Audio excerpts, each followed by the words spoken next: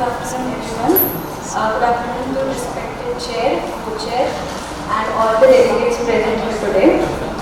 So, my name is Sonal, and my presentation. Actually, to clear, I'm not able to see. Okay. Screen को थोड़ा bend कर दो, थोड़ा पीछे. Of Bhūmija temple, I have taken a case study of Kalanka Devi temple, which is present in Akola, Maharashtra.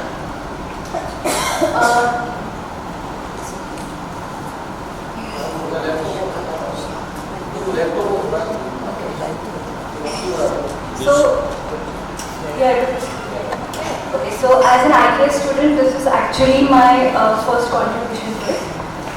So this is all my content. I'll just go through it.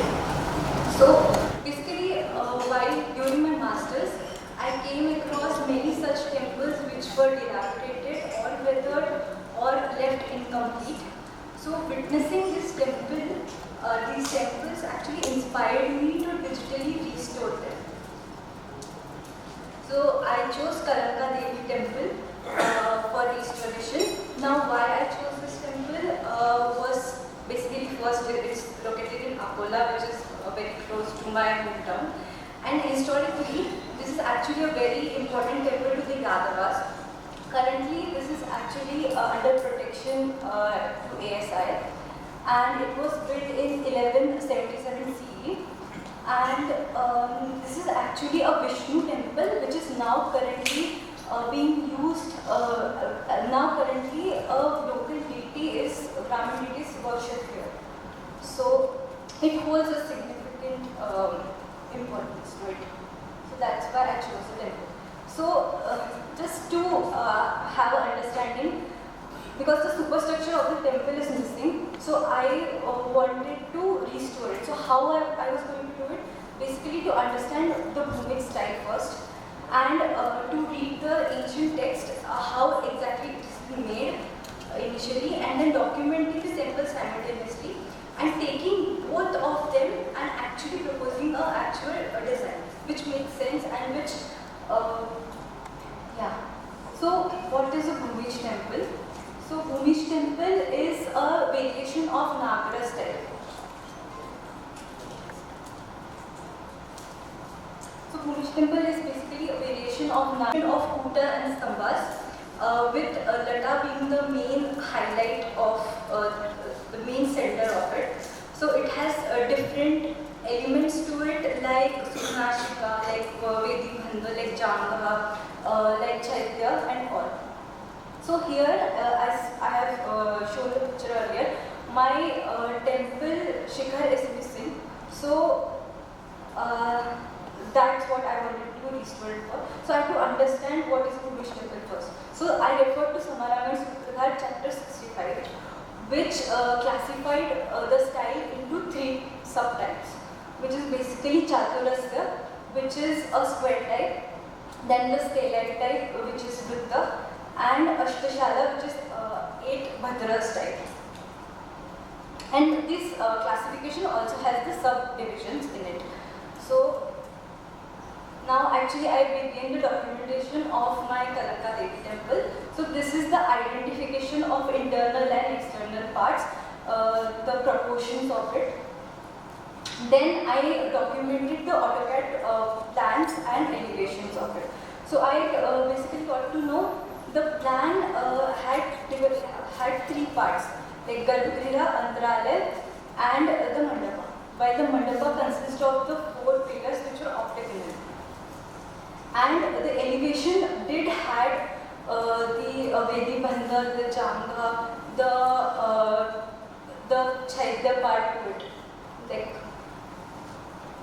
now I have identified this plan to be Karana. So let us understand what is a Karana plan first, according to Samarana Sutradhar chapter 65. So the plan is basically, it is a 20 starlit plan.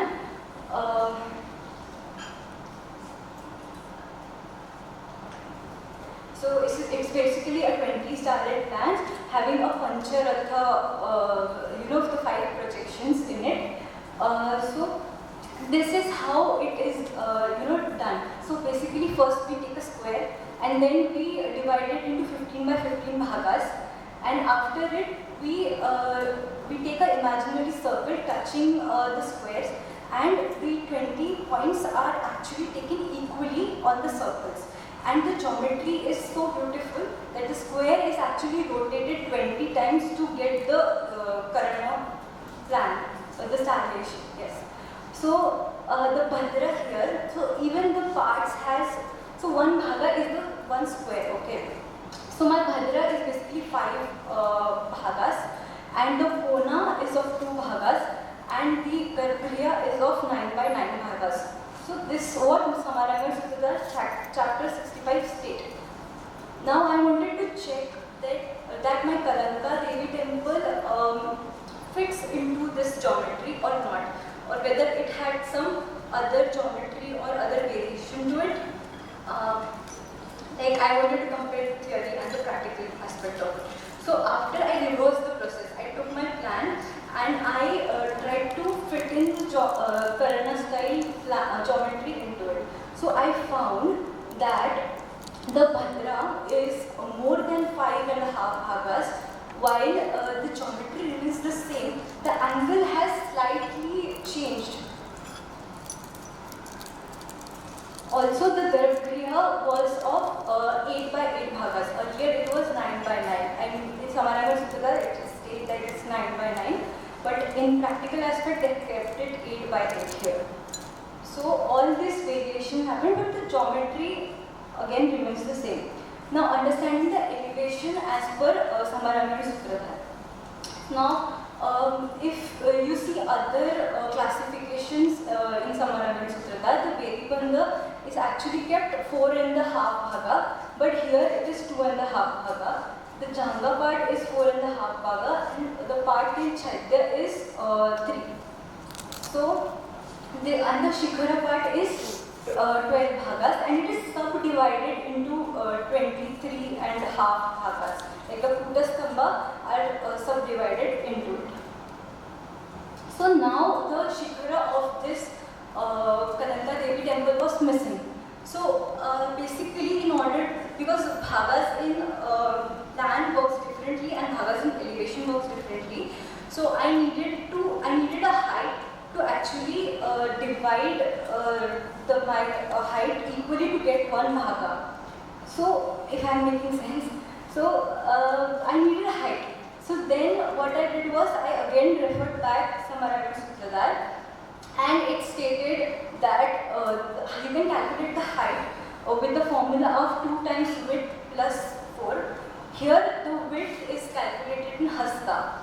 So so I had to convert, again the width is actually the thickness of the Garbhagriha including the walls. So here it was 3.332 meters. So I converted the width into hasta and I got my answer as 9 meters by applying the formula. Okay, so now since I had the height, I can divide it equally into the parts. So basically I concluded that the Vedibandha was 2.5 bhagas, but the Janga part was 5 1/4 of it. And then the Chaitya part is 2.5, which was actually 3 bhagas in Samaranga Sutra, and Janga part is 4.5 bhagas in Samaranga Sutra. But if you look at it, till Chaitya, the height remains the same as told in Samaranga Sutra, only the subdivisions has changed. So I went forward and I said, let's just reconstruct my Shikhara digitally by using the same method. I mean, which is prescribed in Samaranga Sutra, because the geometry remains the same. Only the artists have changed. The artists have just made a little variations to their design. So I needed the radius for it in order to design the Shikhara. So basically, the radius formula which I got from Samaranga Sutra chapter 65 was radius is equals to 6 times the width, width here again stays the same, the width of the Garbhagriha including the walls. So again I converted into hasta, then I got 20 meters as the radius, then I marked the radius, and so yeah, and then I placed my Kuta stambhas according to the prescription in the text, and this is the final version that I got. So basically by using this method which I used to restore my Shikhara, anybody which has been paved by M.S. Dhake, Adam Hardy and many more scholars, anyone can digitally restore the Shikhar like this. So